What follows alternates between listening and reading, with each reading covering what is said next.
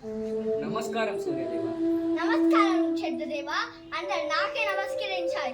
నేను సూర్యదేవుడిని. మేము ఈ లోకాన్ని వెలుగులో సాగిస్తాం. మీరు అస్తమించాకే నేను జయిస్తాను. నేను మీకు సమానుణ్ణి.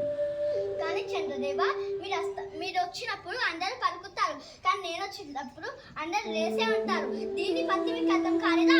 మేము ఎంత గొప్పలం, అలాగే దేవుళ్ళము.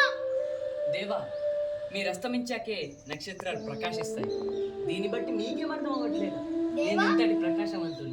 దేవా, నాకే సవాలు ఇస్తుందా? సరే, చూసుకుందాం. అయితే భూమండలం చుట్టూ ఎవరైతే మొదటికి తిరుగుతారో వాళ్ళంటే విజయం. అలాగే, చాలా బాగుంది.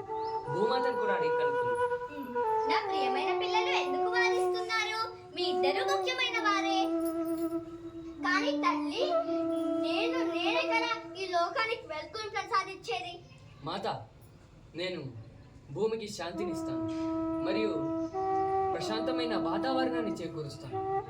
సరే, నేను ఇతడికి సమానుండి. పోటీని ప్రారంభించండి.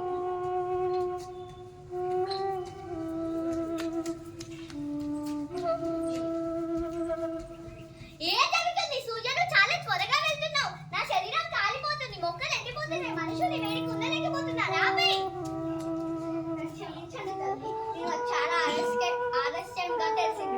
మేమిద్దరం గొడవపడద్దు. దేవా, ఈ భూమికి మీ కాంతి ఎంత అవసరమో నా శాంతి కూడా అంతే అవసరం.